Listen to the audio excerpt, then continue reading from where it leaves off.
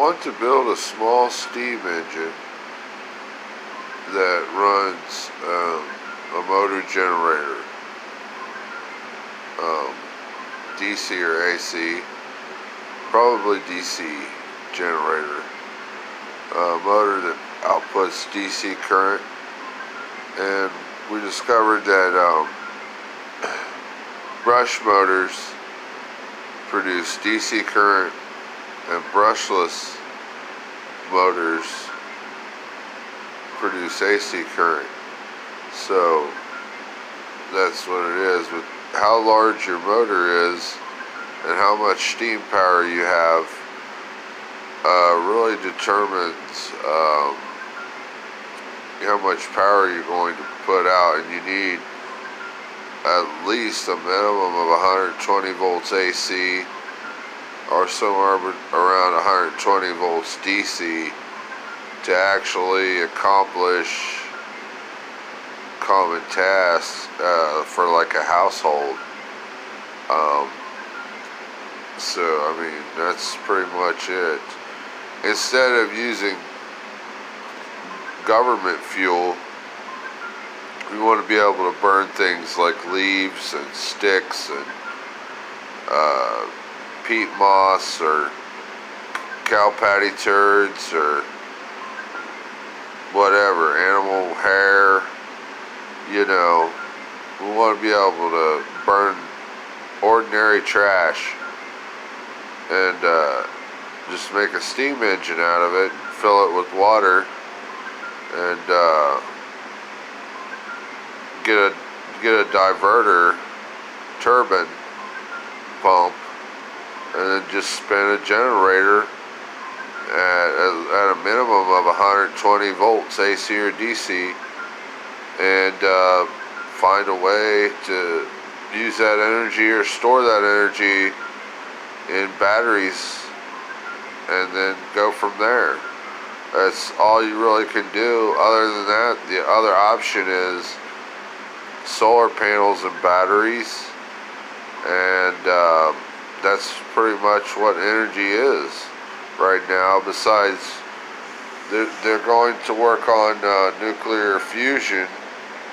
They've already got that going on, but like if you don't actually have a fusion reactor, then you're pretty well going to have to use something else. So it'd probably be like solar and battery or a steam generator. If things get real bad, that's what you need on hand, especially a steam generator. And solar and battery too. I mean, you could use either one really, but you have to have batteries that you can repair. All this needs to be repairable so that you can pick up your feet after 10 years or something if there's a disaster. You never know how long it could take, 20, 100. You'd be at loss. Your biggest asset is clothing, food, and water, and hand tools. That's your biggest asset: clothing, food, water, and hand tools. And that's always your biggest asset. And the sunshine and the earth. That's all you got. Everything else is just irrelevant.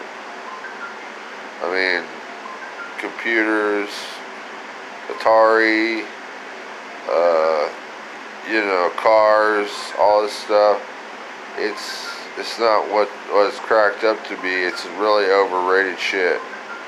So it just inflates the world economy, and it just destroys the world and destroys people. And somehow we need to simplify the system. And it's scary because so much is reliant upon this new age computer robot garbage, and it's just destroying the world. We need to simplify the system because that trash it has to be recycled, which in the end, yeah, you could possibly recycle some of this stuff, but it wouldn't be fully recyclable, and it would be hard to collect the material and reform it. But then you spend so many man hours doing it. I mean, you could use a robot to reform your stuff, but it's honestly just taxing the system until there's nothing left to tax. It sucks. It really does. So I think that investing in the future will be different. I don't know how long this computer robot age is going to last unless you try to find the most simplistic, efficient way to maintain it. And really, that's just a generator, a fuel source, some metal, some plastic, some rubber, some glass, some concrete, and a few simple devices, some rods and some wheels and balls, and it all comes from fire. It really does. I mean, it really is the whole solution to this is fire. And maybe fire doesn't pollute like we thought it did. So if fire doesn't really pollute like we thought it did, this robotic shit is stupid. It's really unnecessary. There's a lot of things that are so unnecessary, and it just turns out to be a big whoop. People don't even care. They're tired of working. They're tired of doing the same shit over and over, and they get broken down. People wear out, and then what do? You gotta find a way to survive. And then medicine, it requires tons of robotic shit for medicine to actually function normally. I mean, if it isn't robotic, it was built with some robotic machine or a machine in general, which if you work out all your math for that, it turns out to be inefficient process. And then, it has to be replaced every so often. And common electronics only last maybe 6 to 10 years at best. And we don't even really know how long they exactly last depending on certain circumstances. I don't think anyone's officially conducted enough tests to prove how long an electronic can really last. It's hard to decide these things. I think there's some statistics out there, but I'm not real certain that they were qualified tests or that they were absolutely accurate, but I'd like to do a few of my own tests to see just what some of these electronics and machines can do.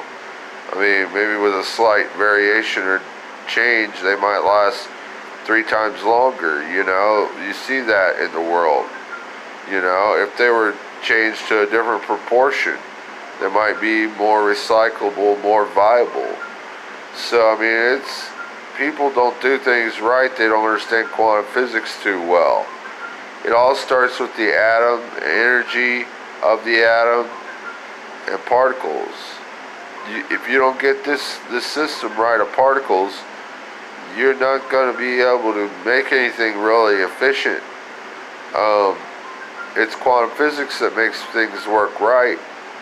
I mean, we can generically understand the system and what it is, but we can't get into the potential that it needs to be and the efficiency of what it needs to be. So, that's the hard part about it. I can sit and play with stuff until I'm blue in the face, but to get it to be accurate, I need to have tools to make those accurate measurements. And that's just the bottom line. It has to be absolutely accurate, and that's where I'm going to leave it.